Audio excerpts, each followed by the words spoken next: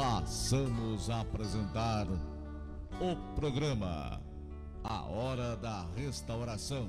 A segunda carta do apóstolo Pedro, no capítulo 3, a partir do versículo 10, onde nos diz: Mas o dia do Senhor virá como ladrão de noite, no qual os céus passarão com grande estrondo, e os elementos ardendo se desfarão, e a terra e as obras que nela há se queimarão. Havendo, pois, de perecer estas coisas, que pessoas vos convencer em santo trato e piedade, aguardando e apressando-vos para a vinda do dia de Deus, em que os céus em fogo se desfarão, e os elementos ardendo se fundirão? Mas nós, segundo a sua promessa, aguardamos novos céus e nova terra, em que habita a justiça. Pelo que, amados, aguardando estas coisas, procurai que dele sejais achados imaculados e irrepreensíveis em paz, e tende por salvação a longanimidade de nosso Senhor, como também nosso irmão Paulo vos escreveu, segundo a sabedoria que lhe foi dada, falando disto, como em todas as suas epístolas, entre as quais há pontos difíceis de entender, e que os indoutos e inconstantes torcem, e igualmente as outras escrituras, para a sua própria perdição. Mas vós, portanto, amados, sabendo isto de antemão, guardai-vos de que pelo engano de homens abomináveis sejais juntamente arrebatados e descaiais da vossa firmeza. Antes, crescei na graça e no conhecimento de nosso Senhor Jesus Cristo. A Ele seja dada a glória, assim agora, como no dia da eternidade. Amém. Querido irmão e amigo, a palavra de Deus nos adverte neste texto glorioso, nesta mensagem bendita, quando o mundo corre desenfreadamente para o interesse próprio, para o interesse material, para as festas, para os prazeres carnais, e aonde as pessoas que são religiosas cuidam superficialmente de conhecer a Deus. O Senhor nos diz na sua palavra: mas o dia do Senhor virá como ladrão.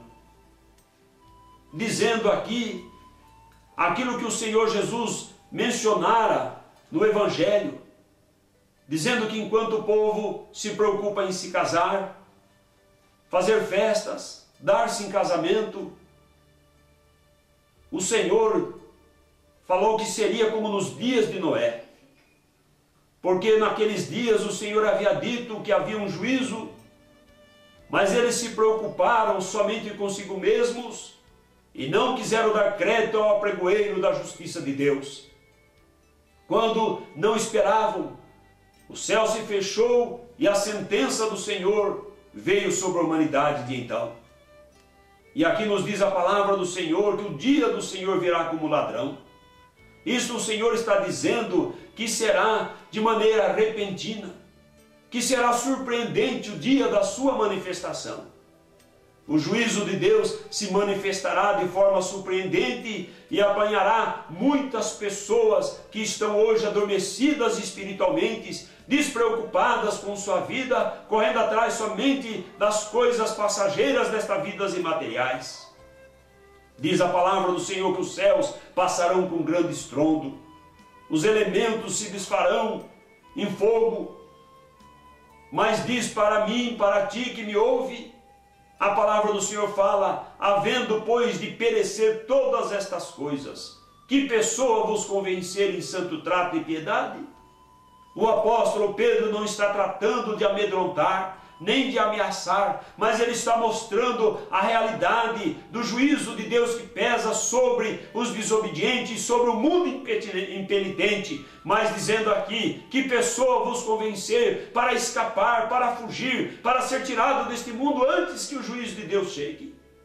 E ele diz: a trombeta soará. Nos diz a palavra que muitas coisas iriam acontecer antes deste momento, mas as profecias têm se cumprido. Em todos os lugares temos visto o cumprimento da palavra de Deus, de forma que o tempo é agora, o dia é hoje, o momento é este, de parar, de acordar, de refletir e de pensar, e de levantar, e de caminhar, de se erguer, e de correr apressadamente para o encontro deste dia glorioso de nosso Senhor, que nos diz no Antigo Testamento que será o grande e glorioso dia de Deus. Louvado é o nome do Senhor Jesus. Note você, grande e glorioso dia do Senhor, dia de estrondo, dia de elementos se fundirem, ardendo, se derretendo pelo fogo do juízo. Grande e glorioso dia. Sim, diz a palavra do Senhor, será grande e glorioso dia para aqueles que param, dão crédito à palavra de Deus, observam os mandamentos do Senhor, pautam a sua vida espiritual pela palavra do Senhor, guardam os seus mandamentos, apreciam a santificação e a obediência. Mas será terrível dia do Senhor, porque será dia de juízo contra aqueles que desobedecem a palavra do Senhor, contra aqueles que levam as coisas de Deus de qualquer maneira, como se fosse um costume ou como se fosse uma religião qualquer. Mas nos diz a palavra do Senhor, mas nós, segundo a sua promessa, eu aguardo. Você aguarda? Você crê na promessa do Senhor? A promessa do arrebatamento da igreja? A promessa da segunda vinda de Cristo? Ou você simplesmente acompanha uma religião? Mas nós, diz o apóstolo, segundo a sua promessa, aguardamos novos céus e nova terra. Talvez você esteja cansado desta vida, desiludido com tantos problemas. Talvez você esteja frustrado com amigos, com irmãos, com companheiros e com tantas coisas que a vida lhe proporcionou. Mas uma coisa é certa: aqueles que esperam, creem na promessa do Senhor, estarão entrando nos novos céus e nova terra, porque os céus que vemos, a terra que estamos, tudo passará. O apóstolo João escreveu dizendo que tudo vai passar. Diz assim que o pecado, a abominação, os prazeres mundanos, a concupiscência da vida, tudo passa. Mas aqueles que creem no Senhor permanecem para sempre e eternamente. Portanto, nós iremos permanecer para sempre, eternamente na glória do Senhor. E você que me assiste nesta tarde, por que vai ficar de fora? Por que você ficaria de fora? Por que você não seria incluído nesta bendita esperança, nessa gloriosa manifestação de Deus, neste grande e glorioso dia do Senhor?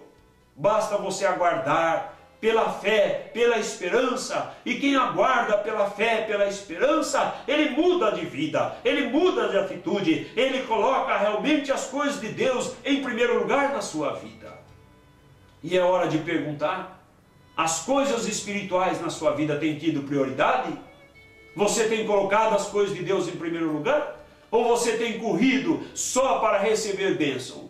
Muitas pessoas têm procurado receber bênção. Querem a oração para o seu trabalho melhorar, querem oração para que a sua vida conjugal vá bem, querem oração para que a sua empresa seja próspera, mas poucas pessoas têm procurado dizer: eu quero oração para que o vício seja tirado da minha vida, a minha vida seja transformada pelo poder da palavra de Deus, para que eu seja uma nova criatura, para que eu possa servir o Senhor na beleza da sua santidade, para que eu tenha força para andar no caminho estreito e apertado da palavra do Senhor, porque eu quero habitar na glória celestial, porque eu creio na manifestação do Senhor.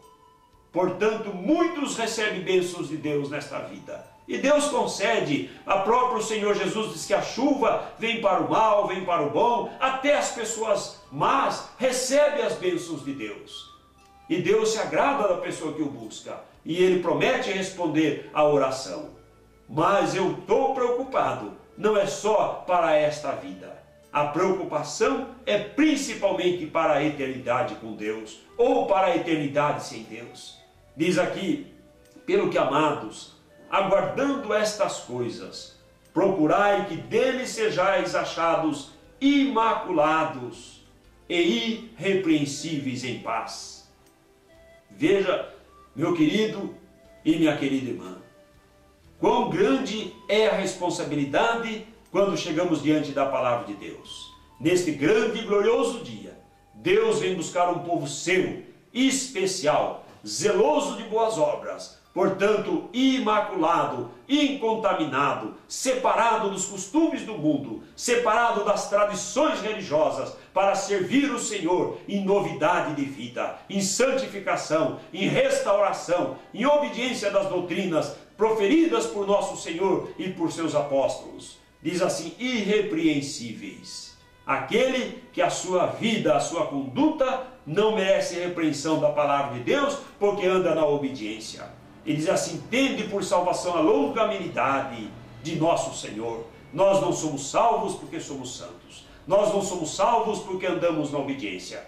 Não, nós somos salvos pela longanimidade, pela grandeza da compaixão, misericórdia, graça de nosso Senhor, de nosso eterno Deus, que se manifestou como homem e deu a sua vida no Calvário por nós. Então, nessa longanimidade de Deus, nessa compaixão de Deus, está a nossa salvação. E porque temos recebido dele a salvação, temos o prazer de guardar a sua palavra, de santificar a nossa vida, de andar na obediência e guardar os mandamentos que ele tem dado para a sua igreja. E diz assim que o apóstolo Paulo escreveu na sua sabedoria, pontos difíceis de entender, difíceis para o homem natural. O homem natural não compreende as coisas de Deus, mas o homem espiritual, escreveu-nos o apóstolo Paulo, conhece tanto o que é espiritual como aquilo que é carnal. Mas ele diz assim, o apóstolo Pedro, que os indoutos, inconstantes, torcem igualmente as outras escrituras para a sua própria perdição. Quantos estão torcendo o evangelho do Senhor?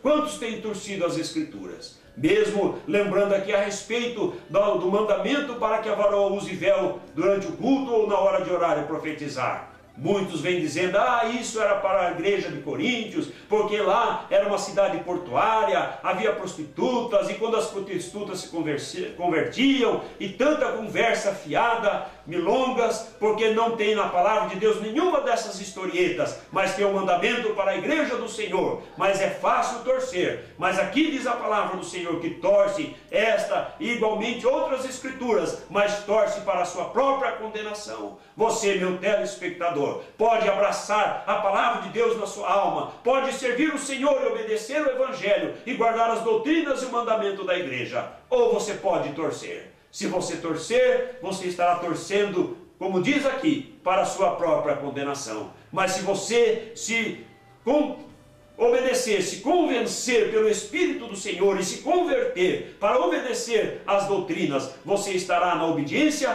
para a sua própria salvação, para a própria preservação da sua alma. Diz aqui, portanto, amados, sabendo de antemão que haveriam doutores segundo as suas concupiscências, torcendo as escrituras, guardai-vos do engano de homens abomináveis, nos diz o apóstolo Pedro. Aquele que torce as escrituras, aquele que encurta a palavra de Deus, aquele que apregou a apostasia, aquele que alarga o caminho, aquele que facilita para que o povo peque e ande na desobediência. A Bíblia diz que é abominável aos olhos de Deus, e vai enganando e sendo enganado, e vai de mal a pior. Mas é tempo de conserto na casa de Deus, é tempo de conserto na igreja de Deus, é tempo de conserto no templo de Deus, no tabernáculo de Deus. E o apóstolo Pedro diz que nós somos o tabernáculo de Deus, templo de Deus, nos diz o apóstolo Paulo, e Deus, o Espírito de Deus habita no seu tabernáculo e em seu templo. E diz assim, para fugir do engano de homens abomináveis,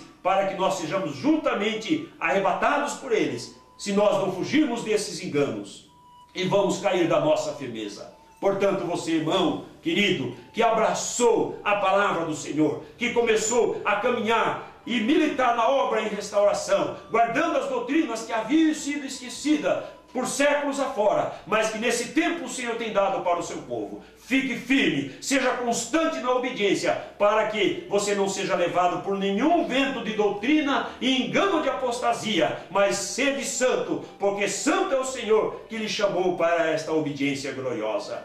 Por isso diz o apóstolo, antes, ao invés de dar ouvido às fábulas, porque voltarão as fábulas, nos diz a palavra de Deus. Antes, pelo contrário, crescei na graça e no conhecimento de nosso Senhor e Salvador, Jesus Cristo. Louvado seja Deus. Portanto, meu irmão e querido telespectador,